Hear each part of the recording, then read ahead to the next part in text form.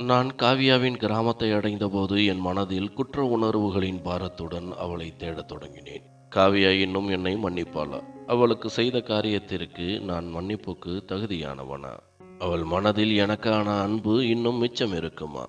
நான் கடந்து சென்ற ஒவ்வொரு தெருவும், அந்த இடத்தின் ஒவ்வொரு காட்சியும் என்னை கடந்த கால நினைவுகளுக்குள் இழுத்துச் சென்றது. காவியாவின் வீட்டை நோக்கி அடியெடுத்து வைத்தபோது என் காலடிகள் கனத்து போயின. என் இதயம் குற்ற உணர்ச்சியால் நிறைந்திருந்தது. நாங்கள் ஒருவருக்கொருவர் நீண்ட காலம் செலவிட்டிருந்தோம். எங்கள் துக்கங்களையும் வலிகளையும் பகிர்ந்து கொண்டோம். அந்த தருணங்கள் என் வாழ்க்கையின் ஒட்டுமொத்த சொத்தாக இருந்தன. காவியாவின் பயம் கலந்த இருப்பை என் கைகளில் அணைத்து கொண்ட இரவு எனக்கு நினைவுக்கு வந்தது. நான் அவளை விட்டு விலகி போக மாட்டேன் என்று அவள் என்னை நம்பினாள். அவள் தன்னை என் வசம் ஒப்படைத்தாள். நான் அவளது உயிரிலும் கரைந்து போனேன். அந்த தருணங்கள் என் வாழ்க்கையின் மிக அழகிய தருணங்கள். உணர்ச்சிகளின் அலை ஓய்ந்தபோது அவள் என் தோளில் தலை வைத்து அழுதாள். அரவிந்த், நடந்தது நடந்திருக்க கூடாது என்று அவள் சொன்னாள். நான் அவளது கண்ணீரை துடைத்து உறுதியளித்தேன். காவியா, இது நமது காதல். நாம் எந்த தவறும் செய்யவில்லை. என்னை நம்பு. நான் உன்னை முழு மரியாதையுடன் ஏற்றுக்கொள்வேன். ஏனென்றால் நான் உன்னை உண்மையாக காதலிக்கிறேன் என்றேன். நான் அவளை நேசித்தேன். ஆனால் காவியாவை இந்த பயணத்தின் நடுவில் விட்டுவிட்டு செல்ல நேரிடும் என்று நான் ஒருபோதும் நினைக்கவில்லை. நான் அவளை பாதையில் விற்று சென்றது சரியில்லை. இந்த குழப்பத்தில் என் காலடிகள் காவியாவின் வாசலில் வந்து நின்றன. பூட்டிய கதவை பார்த்து நான் என்ன சொல்வது என்று நினைத்தேன். நான் அவள் வீட்டின் கதவை தட்டினேன். சற்று நேரத்திற்கு பிறகு காவியாவின் தாயார் கதவை திறந்தார். என்னை பார்த்ததும் அவரது கண்களில் ஆச்சரியமும் கோபமும் சூழ்ந்தன. அப்போது அவர் கோபத்துடன் சொன்னார், நீ நீ என் மகளுக்கு என்ன செய்தாய்? நீ அவளுக்கு எவ்வளவு வேதனையை கொடுத்திருக்கின்றாய்? உன் துரோகம் என் மகளின் வாழ்க்கையை நாசமாக்கிவிட்டது. அவள் இன்னும் உனக்காக காத்திருக்கிறாள். ஆனால் உன்னை நேசித்த, உனக்காக காத்திருந்த அந்த காவியா இப்பொழுது உயிருடன் இல்லை என்றார். என் பெயர் அரவிந்த். நான் தமிழகத்தின் தென்கோடி கிராமத்தைச் சேர்ந்தவன். நாங்கள் 3 உடன்பிறப்புகள். நான் மூத்தவன். அப்பா ஒரு தனியார் நிறுவனத்தில் ஊழியர். அவரது வருமானத்தில் குடும்பத்தை நடத்துவது கடினமாக இருந்தது. எனக்கு விவரம் தெரிந்ததிலிருந்து நான் அப்பாவை எப்போதும் கடினமாக உழைத்ததையும் அம்மாவை எப்பொழுதும் சேமித்ததையும் தான் பார்த்திருக்கிறேன். நான் வளர்ந்தபோது குடும்ப சூழ்நிலை நன்றாக இல்லை என்பதை புரிந்து கொண்டேன். அதனால் நான் படித்து என் பெற்றோரின் ஆதரவாக இருக்க வேண்டும் என்று தீர்மானித்தேன். நான் அம்மாவின் தியாகம் மற்றும் அப்பாவின் உழைப்பிலிருந்து ஒரு பாடத்தை கற்றுக்கொண்டேன். நான் என் படிப்பின் மூலம் என் பெற்றோர்களின் மற்றும் என் சகோதரிகளின் வாழ்க்கையை மேம்படுத்துவேன் என்று எனக்கு நானே உறுதியளித்தேன். நான் காலையில் பள்ளிக்கு செல்வேன். மாலையில் சிறிய வேலைகளை செய்ய ஆரம்பித்தேன். 10ஆம் வகுப்புக்கு பிறகு நான் மேலும் படிக்க கல்வி உதவித்தொகை விண்ணப்பித்து அதை பெறுவதில் வெற்றியும் பெற்றேன். நான் ஒரு பொறியாளராக ஆக வேண்டும் என்பதுதான் என் கனவாக இருந்தது. அப்பாவுக்கு மேலும் சுமையை கொடுக்க விரும்பாததால் பகுதி நேர வேலைகளுக்கு சென்று என் தேவைகளை பூர்த்தி செய்து கொண்டேன். கல்லூரியில் சிறப்பான மதிப்பெண்களுக்கு பிறகு எனக்கு ஒரு பெரிய பொறியியல் பல்கலைக்கழகத்தில் சேர்க்கை கிடைத்தது. என் கனவு மிகவும் நெருக்கமாக இருந்தது. பகலில் வகுப்புகள், பிறகு உணவகத்தில் பகுதி நேர வேலை. இதற்கிடையில் என் 2 இளைய சகோதரிகளும் தங்கள் படிப்பை முடித்துக் கொண்டிருந்தனர். மேலும் குடும்ப சூழ்நிலையும் மெதுவாக மேம்பட ஆரம்பித்தது. பல்கலைக்கழகத்தில் அந்த நாட்களில் தான் நான் காவியாவை சந்தித்தேன். அவள் கிராமத்திலிருந்து நகரத்திற்கு படிக்க வந்திருந்தாள். அவள் ஒரு எளிமையான துடிப்பான பெண். அவளது அப்பாவித்தனம் அவளை எல்லோரை விடவும் வித்தியாசப்படுத்தியது. அவள் மிகவும் தைரியமான பெண். அவள் தன் பெற்றோருக்கு ஒரே மகள். அவளது அப்பா அவளுடைய குழந்தை பருவத்திலேயே இறந்துவிட்டார். அவளது அம்மா மக்களின் துணிகளை தைத்து அவளை வளர்த்து ஆளாக்கினார். அவள் என்னைப் போலவே படித்து வெற்றி பெற விரும்பினாள். அதனால்தான் அவள் படிப்பில் மிகவும் திறமையானவளாக இருந்தாள். காவியாவின் வழக்கத்திற்கும் எனது வழக்கத்திற்கும் பெரிய வித்தியாசம் இல்லை. அவள் என்னைப் போலவே பகலில் பல்கலைக்கழக வகுப்புகளுக்கு சென்று மாலையில் ஒரு கல்வி நிறுவனத்தில் பாடம் எடுத்தாள். நாங்கள் இருவரும் எங்கள் படிப்பு மற்றும் வேலைக்கு இடையே பிஸியாக இருந்தோம். நாங்கள் இருவரும் எங்கள் பொறுப்புகளில் மிகவும் தீவிரமாக இருந்தோம். நாங்கள் இருவரும் பல்கலைக்கழகத்தில் நடந்த ஒரு கருத்தரங்கில் முதலில் சந்தித்தோம். நான் அங்கு ஒரு தொழில்நுட்ப விளக்க காட்சியை வழங்க வந்திருந்தேன். எனது பேசும் பாணி மற்றும் தன்னம்பிக்கை நிறைந்த அணுகுமுறை காவியாவை மிகவும் கவர்ந்தது. நான் காவியாவின் புன்னகையை முதலில் பார்த்தபோது நேரம் நின்று விட்டது போல் உணர்ந்தேன். கருத்தரங்கிற்கு பிறகு அவள் சில கேள்விகளையும் கேட்கும் சாக்கில் என்னுடன் பேச ஆரம்பித்தாள். நான் காவியாவின் எல்லா கேள்விகளுக்கும் பதிலளித்தேன். பின்னர் எங்கள் உரையாடல் மெதுவாக நட்பாக மாறியது. நாங்கள் பெரும்பாலும் சமூக ஊடகங்களில் ஒருவருக்கொருவர் தொடர்பில் இருந்தோம். சில மாதங்களுக்குள் எங்கள் நட்பு ஆழமாகிக் கொண்டே போனது. நான் பொதுவாக கவனமாக இருப்பேன். ஆனால் காவியா என் முன் வரும்பொழுதெல்லாம் நான் என் இதயத்தை திறந்து அவளிடம் சொல்ல வேண்டும் என்று விரும்பினேன். மெதுவாக நான் காவியாவுடன் என் மனதின் விஷயங்களை பகிர்ந்து கொள்ள ஆரம்பித்தேன். காவியாவும் என் இருப்பு அவளது வாழ்க்கைக்கு ஒரு புதிய நிறத்தை கொடுக்கிறது என்பதை உணர்ந்திருக்க வேண்டும். அதனால்தான் நாங்கள் இருவரும் பெரும்பாலான நேரத்தை ஒருவருக்கொருவர் துணையுடன் செலவிட ஆரம்பித்தோம். ஒரு நாள் காவியா என்னிடம் சொன்னாள், அரவிந்த், உன் வார்த்தைகள் எப்பொழுதும் எனக்கு தைரியம் கொடுக்கின்றன என்றாள். நானும் சிரித்துக்கொண்டே அவளிடம் சொன்னேன், நீ என்னுடன் இருக்கும் பொழுதெல்லாம் என் வாழ்க்கையில் மகிழ்ச்சியின் வண்ணங்கள் பரவுகின்றன என்றேன். என் பேச்சை கேட்டு அவளது முகத்தில் ஒரு பிரகாசம் வந்தது. இப்போது அவள் அடிக்கடி என்னிடம் சொல்வாள், உன்னுடன் நட்பு கொண்ட பிறகு நான் மிகவும் மகிழ்ச்சியாக இருக்கிறேன். முன்பு என் வாழ்க்கையின் ஒரே நோக்கம் வெற்றியடைவதுதான் என்று நினைத்தேன். நான் எப்போதும் ஒரு சூழ்நிலையை பற்றி மட்டுமே யோசித்துக் கொண்டிருந்தேன். ஆனால் உன்னுடன் நட்பு கொண்டதிலிருந்து எனக்காகவும் நேரம் ஒதுக்க ஆரம்பித்தேன். என் அம்மாவும் இந்த மாற்றத்தால் மிகவும் மகிழ்ச்சியாக இருக்கிறாள் என்றார். சூழ்நிலைகள் மாறும், அதனால் கவலைப்படுவதால் எந்த ஒரு பயனும் இல்லை. மாறாக ஒருவர் தங்கள் வாழ்க்கையை முழுமையாக வாழ வேண்டும் என்று அவளுக்கு ஆறுதல் கூறுவேன். காலம் செல்ல செல்ல நாங்கள் இருவரும் எங்கள் உறவு ஆழமாகிறது. மெல்ல மெல்ல எங்கள் உறவு சாதாரண நட்பை தாண்டி காதலாக ஆழமாகிவிட்டது என்பதை உணரத் தொடங்கியிருந்தோம். ஒரு மாலை காஃபி கடையில் நீண்ட அமைதிக்கு பின் நான் முதல் முறையாக காவியாவிடம் என் காதலை தெரிவித்தேன். காவியா, நீ இல்லாமல் என் வாழ்க்கை முழுமையடையாது என்றேன். ஆச்சரியத்திலிருந்து மீண்ட அவள், நானும் அதைத்தான் நினைக்கின்றேன் அரவிந்தன். நீ இல்லாமல் நானும் முழுமையற்றவள் என்று என் கரத்தை பற்றினாள். அவள் தனது முடிவை தாயிடம் தெரிவித்ததாகவும் அவரும் எந்த ஆட்சேபனையும் தெரிவிக்கவில்லை என்றும் சொன்னாள். எங்கள் பாதையில் இனி எந்த தடையும் இல்லை என்ற மகிழ்ச்சி எனக்குள் பொங்கியது. நான் அவளுக்கு அனைத்து சூழ்நிலைகளிலும் உதவி செய்ய முயன்றேன். அவளது குடும்ப சூழல் மிகவும் மோசமாக இருந்த போதும் நான் எல்லா வகையிலும் அவளுக்கு ஆதரவாக இருந்தேன். அவள் என் முன் கூச்சப்பட்டாள். ஆனால் அவளது கண்களில் கண்ணீரை பார்க்க என்னால் முடியவில்லை. நான் என் காதலை அவளுக்கு கொடுத்தபோது எல்லா வகையிலும் அவளுக்கு உண்மையாக இருக்க விரும்பினேன். நாங்கள் இருவரும் ஒருவருக்கொருவர் அதிகமாக காதலிக்க ஆரம்பித்தோம். ஆனால் நான் ஆரம்பத்திலிருந்தே காவியாவிடம் ஒரு விஷயத்தை தெளிவுபடுத்தி இருந்தேன். என் வாழ்க்கையின் கொள்கைகளில் நான் சமரசம் செய்ய மாட்டேன்.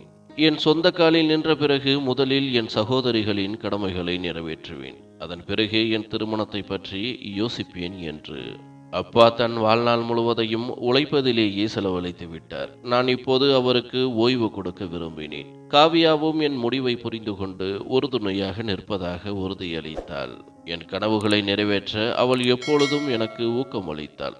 ஒரு மாலை பூங்காவில் அவள் கைகளை பிடித்து கொண்டு, காவியா, நான் உன்னை மிகவும் காதலிக்கிறேன். நான் என் வாழ்க்கையை உன்னுடன் செலவிட விரும்புகிறேன்.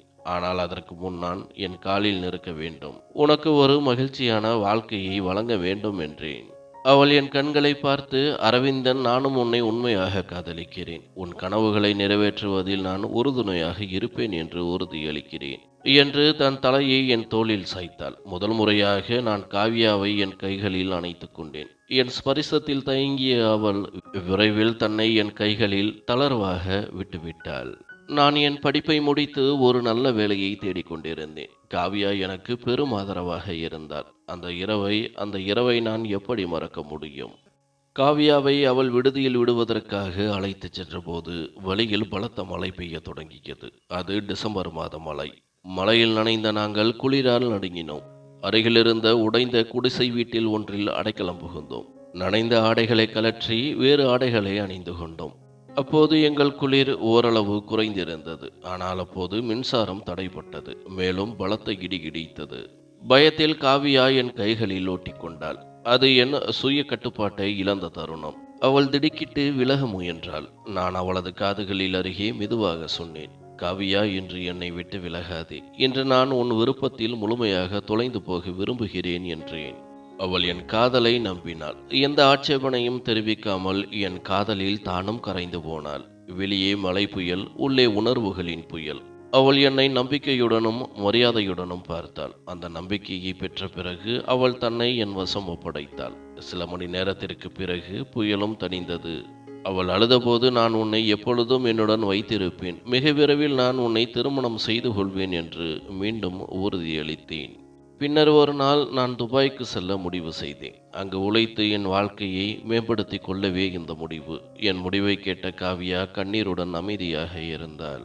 ஆனால் அடுத்த கணமே தன் கண்களை துடைத்து புன்னகையுடன் என் முடிவை ஆதரித்தாள். நான் உனக்காக காத்திருப்பேன் என்று சொன்னாள். நான் துபாய்க்கு சென்று ஒரு நிறுவனத்தில் வேலை செய்ய ஆரம்பித்தேன். ஆரம்பத்தில் வேலை மிகவும் கடினமாக இருந்தது. அதோடு வெளிநாட்டில் குடும்பத்தினரையும் காவியாவையும் பிரிந்திருக்கும் தனிமை வாட்டியது. ஆனால் நான் ஒருபோதும் நம்பிக்கையை இழந்ததில்லை. நான் இரவு பகலாக உழைத்தேன். இந்த இடைப்பட்ட காலத்தில் நான் ஆலியா என்ற பெண்ணை சந்தித்தேன்.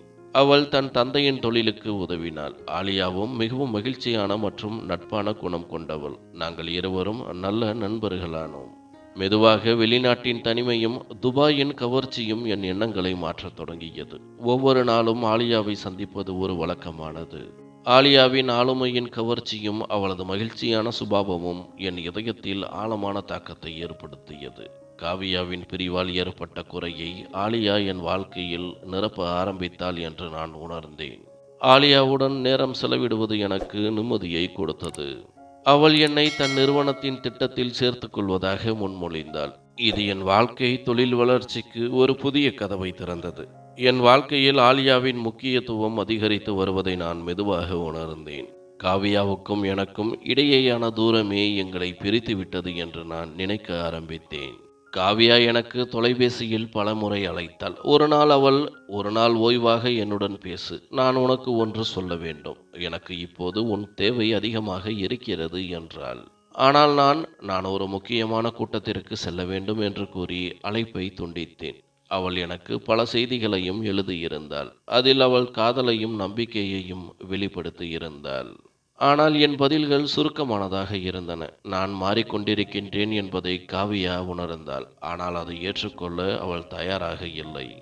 ஒருவேளை என் சூழ்நிலைகள் மேம்பட்ட பிறகு எல்லாம் பழையபடி மாறும் என்று நினைத்தாள். என் வேலை அதிகமாகிவிட்டது என்று நினைத்தாள். அதனால்தான் நான் அவளிடம் இப்படி நடந்து கொள்கிறேன் என்றும் நினைத்தாள். இப்போதாவது காவியாவின் நினைவு வந்தது. அவளது அன்பையும் விசுவாசத்தையும் புறக்கணிக்கிறேன் என்று நினைத்து குற்ற உணர்ச்சியும் ஏற்பட்டது. அதனால் என் சுற்றுப்புற சூழல், ஆலியாவின் இருப்பு மற்றும் வளர்ந்து வரும் வெற்றிகள் என்னை உண்மையிலிருந்து மறுக்க தூண்டின. காவியா இல்லாமலும் வாழ்க்கை நன்றாக செல்ல முடியும் என்று நானே எனக்கு சமாதானம் செய்து கொண்டேன். காவியா எனக்காக தன் கனவுகளையும் அன்பையும் தியாகம் செய்திருந்தார். அவள் தன் வாழ்க்கையின் மிகச்சிறந்த ஆண்டுகளை என் கனவுகளுக்கு ஆதரவளிப்பதில் செலவழித்தாள். ஆனால் இதை நான் புரிந்து கொள்ள தாமதமாகிவிட்டது. ஒரு நாள் காவியாவிடமிருந்து ஒரு செய்தி வந்தது. அரவிந்தன், உங்கள் காதலில் என் வாழ்க்கையின் மிக அழகான தருணங்களை கழித்திருக்கின்றேன். உன் கனவுகளை என் பிரார்த்தனையாக நினைத்திருந்தேன். ஆனால் இப்பொழுது உன் கனவுகளில் நான் எங்கோ தொலைந்து விட்டேன் என்று நினைக்கின்றேன். நீ நிம்மதியாக உன் வாழ்க்கையை கழிக்க நான் உன்னை விடுவிக்கின்றேன் அரவிந்த். உன் இதயத்திற்கு நெருக்கமானவர்களுடன் மகிழ்ச்சியாக இரு. எனக்கு வாழ ஒரு காரணம் கிடைத்துவிட்டது. அதை நான் பற்றி கொண்டு என் வாழ்க்கையை கழிப்பேன் என்று இருந்தது. காவியாவின் இந்த செய்தி என்னை சிறிது நேரம் கடந்த கால நினைவுக்குள் மூழ்கடித்தது. அவளுக்கு அப்படி வாழ என்ன காரணம் கிடைத்தது? ஒருவேளை அவள் தனக்கு ஒரு வாழ்க்கை துணையை தேர்ந்தெடுத்திருக்கலாம். ஆனால் நான் என் புதிய வாழ்க்கையை நிஜத்தில் ஏற்றுக்கொண்டேன். காவியாவின் இந்த செய்தி என்னை விடுவித்துள்ளது என்று எனக்கு தெரியும். இனி அவள் என்னுடன் பேச மாட்டாள். சிறிது காலத்திற்கு பிறகு நான் ஆலியாவிடம் என் காதலை தெரிவித்தேன். நாங்கள் எங்கள் வாழ்க்கையை ஒன்றாக கழிக்க முடிவு செய்தோம். காவியாவை பற்றிய விஷயத்தை தவிர என்னை பற்றி எல்லாவற்றையும் நான் ஆலியாவிடம் சொல்லியிருந்தேன். ஆலியாவின் எளிமையும் உதவி செய்யும் மனப்பான்மையும் எனக்கு மிகவும் பிடித்திருந்தது. ஆலியா தன் காதலை பற்றி தன் குடும்பத்தாரிடம் சொன்னபோது அவர்கள் கோபத்தை எதிர்கொண்டாள். ஆலியாவின் அப்பா அவள் துபாயில் உள்ள ஒரு பெரிய தொழிலதிபரை மணக்க வேண்டும் என்று விரும்பினார். நான் என் திறமையையும் கடின உழைப்பையும் அவருக்கு நிரூபித்தேன். ஆலியாவின் அப்பாவின் வியாபார திட்டத்தில் அவருக்கு மிகவும் உதவினேன். ஆலியாவின் அப்பா என்னால் மிகவும் ஈர்க்கப்பட்டார். தன் மகளின் மகிழ்ச்சியையும் விரும்பியதால் அவர் என் திருமணத்திற்கு ஒப்புக்கொண்டார். என் அம்மா அப்பாவிடம் இதை பற்றி சொன்னபோது சிறிது வருத்தத்திற்கு பிறகு அவர்களும் ஒப்புக்கொண்டனர். திருமணத்திற்கு பிறகு ஆலியா என் வாழ்க்கையில் அன்பை மட்டுமல்ல, அமைதியையும் சேர்த்தாள். நான் என் சகோதரிகளுக்காக ஏதாவது சிறப்பானதை செய்ய விரும்பினேன். ஆலியா என் உணர்வை மதித்து என்னுடன் உறுதுணையாக நடந்தாள். நான் என் மூத்த சகோதரி ரூபிகாவுக்கு திருமணம் செய்து வைத்தேன். இளைய சகோதரி நந்தினிக்கு படிப்பில் ஆர்வம் இருந்ததால் அவளது படிப்பு செலவுகளையும் ஏற்றேன். என் 2 சகோதரிகளும் தங்கள் வாழ்க்கையில் மகிழ்ச்சியாக இருந்தனர். சகோதரிகளின் திருமணங்களுக்கு பிறகு நானும் ஆலியாவும் எங்கள் மீது கவனம் செலுத்தினோம். எங்கள் புதிய வியாபாரம் நன்றாக வளர ஆரம்பித்தது. சரியாக 5 ஆண்டுகளுக்கு பிறகு எங்களுக்கு ஒரு மகன் பிறந்தான். அவனுக்கு ஆலியா அயான் என்று பெயரிட்டாள். அயான் தான் எங்கள் இருவரின் உயிராகவும் இருந்தான். ஆனால் எங்கள் இந்த மகிழ்ச்சியான பயணத்தில் ஒரு திருப்பம் வந்தது. ஒரு நாள் ஆலியா தன் உடலில் ஒரு விசித்திரமான பலவீனத்தையும் சோர்வையும் உணர்ந்தாள். காலப்போக்கில் இந்த பலவீனம் அதிகரித்தது. மருத்துவ பரிசோதனைகளில் எங்களுக்கு வந்த அறிக்கை எங்கள் முழு உலகத்தையும் உலுக்கியது. ஆலியாவுக்கு கடைசி நிலை புற்றுநோய் இருந்தது. இந்த செய்தி எங்கள் மீது ஒரு மின்னலாக விழுந்தது. நான் எல்லா விதமான சிகிச்சையையும் தொடங்கினேன். ஆலியா தன் நோயை பொறுமையுடனும் தைரியத்துடனும் எதிர்கொண்டாள். அவள், நம் காதல் கண்ட கனவுகள் அனைத்தையும் நீ நிறைவேற்ற வேண்டும். என் நோய் உன்னை பலவீனப்படுத்தக்கூடாது என்று சொல்வாள். ஆனால் உண்மை என்னவென்றால் அவளது நிலை நாளுக்கு நாள் மோசமடைந்து வந்தது. ஒரு நாள் மருத்துவமனை படுக்கையில் அவள் என்னிடம், என் வாழ்க்கையை அன்பாலும் மகிழ்ச்சியாலும் நிரப்பிவிட்டாய். நீ எப்போதும் மகிழ்ச்சியாக இருக்க வேண்டும். என்னை பற்றி நினைத்து ஒருபோதும் கண்ணீர் விட வேண்டாம் என்றாள். சில வினாடிகளுக்கு பிறகு ஆலியா என்றென்றும் அமைதியானாள். என் உலகம் இருளில் மூழ்கியது. ஆலியா இல்லாமல் வாழ்க்கையை நடத்துவது இப்போது எனக்கு எளிதானது அல்ல. ஆனால் நான் அயானுக்காக வாழ வேண்டியிருந்தது. சிறிய 4 வயது அயான் தன் தாயை பற்றி கேள்விகளை கேட்டுக்கொண்டிருந்தான். அயானுக்கு ஒரு தாயின் அன்பு தேவை என்று நான் முதல் முறையாக உணர்ந்தேன். அதன் பிறகு நான் இந்தியாவுக்கு திரும்ப முடிவு செய்தேன். இந்தியா திரும்புவதை பற்றி நினைத்தபோது என் முதல் காதலாக இருந்த காவியாவின் நினைவும் என் மனதின் ஒரு மூலையில் எழுந்தது. காவியாவின் காதல் அப்பாவியானது மற்றும் களங்கமற்றது. காவியாவின் நினைவு என் இதயத்தில் ஒரு நம்பிக்கையின் ஒளியை ஏற்றியது. ஆனால் அந்த நம்பிக்கையுடன் ஒரு பயமும் இருந்தது. காவியா இன்னும் அதை போல இருப்பாளா? அவள் இதயத்தில் எனக்காக இன்னும் ஏதேனும் இடம் இருக்குமா? இந்தியா வந்த பிறகு நான் காவியாவை சந்திக்க பல முறை முயற்சி செய்தேன். ஆனால் ஒவ்வொரு முறையும் குற்ற உணர்ச்சியால் நின்று விடுவேன். ஒரு நாள் காவியா இன்னும் அதே வீட்டில் வசிக்கிறாள். ஒரு பள்ளியில் குழந்தைகளுக்கு பாடம் எடுக்கிறாள் என்று எனக்கு தெரிந்தது. நான் காவியாவை சந்தித்து அவளிடம் மன்னிப்பு கேட்க முடிவு செய்தேன். நான் காவியாவை பார்ப்பதற்காக பள்ளிக்கு சென்றேன். காவியா முன்பை விட மாறியிருந்தாள். ஆனால் அவளது கண்களில் இன்னும் அதே அப்பாவித்தனம் இருந்தது. என்னை பார்த்த காவியா ஆச்சரியத்தையும் மகிழ்ச்சியையும் வெளிப்படுத்தினாள். தான் திருமணம் செய்து கொண்டதாகவும் தனக்கு ஒரு மகள் இருப்பதாகவும் அவள் என்னிடம் சொன்னாள். அவளது வாழ்க்கை மிகவும் மகிழ்ச்சியாக உள்ளது. காவியாவுக்கு திருமணம் ஆகிவிட்டது என்று கேட்டதும் எனக்கு ஏமாற்றமாக இருந்தது. நான் என் எண்ணத்தை பற்றி மனதிற்குள் வெட்கப்பட்டேன். நான் என் வாழ்க்கையில் முன்னேற முடிந்தால் காவியாவுக்கு தன் வாழ்க்கையை தொடர உரிமை இல்லையா? அவள் காதலுடன் தன் வாழ்நாள் முழுவதும் எனக்காக காத்திருப்பாள் என்று நான் எப்படி நினைக்க முடியும்?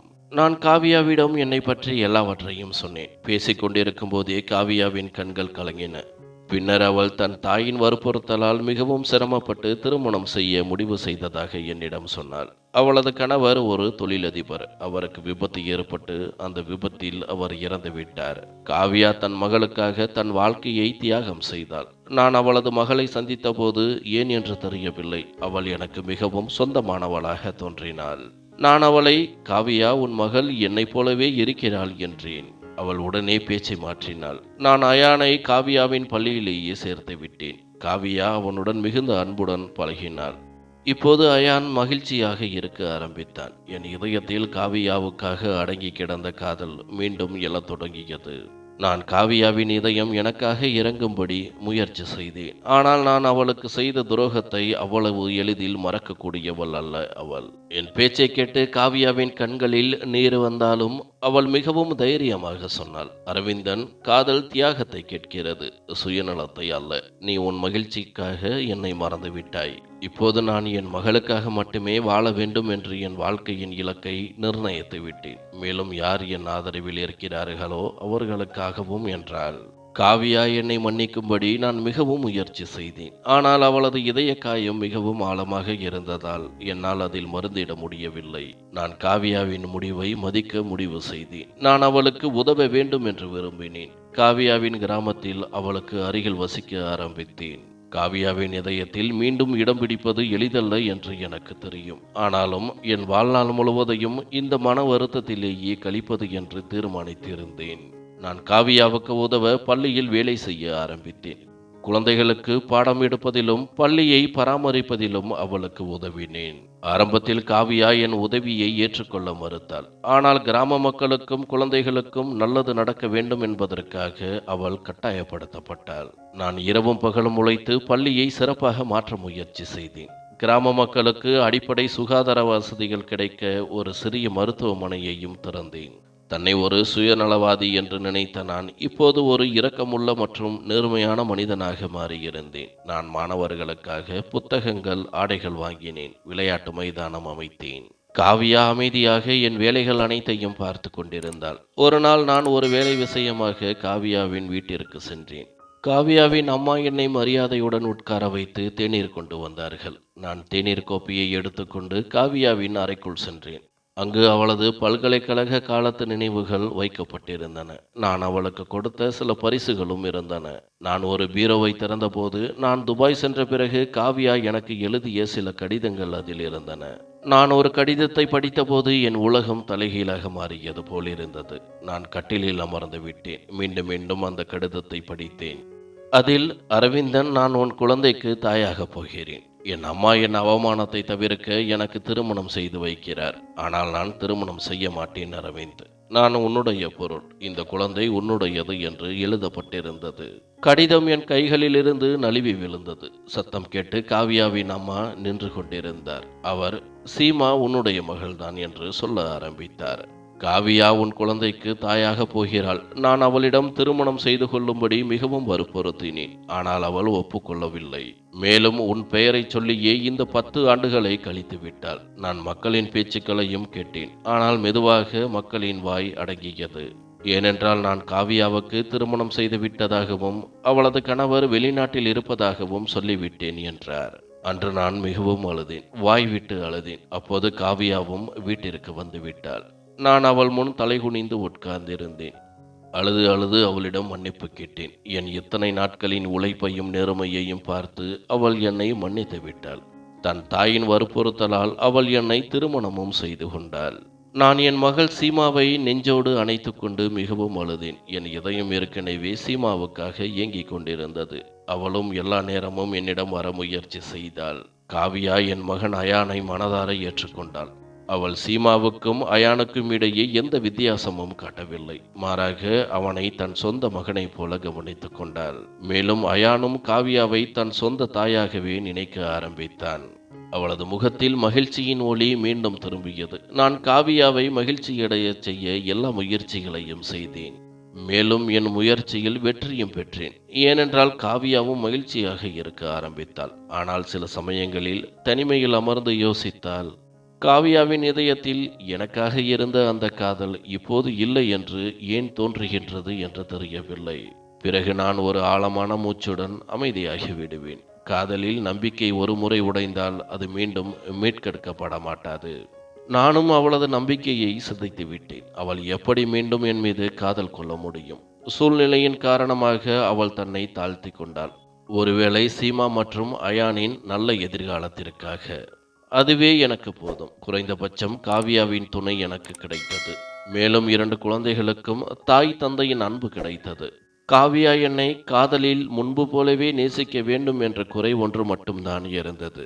அது ஒருவேளை சாத்தியமில்லாத ஒரு விஷயமாக இருக்கலாம்.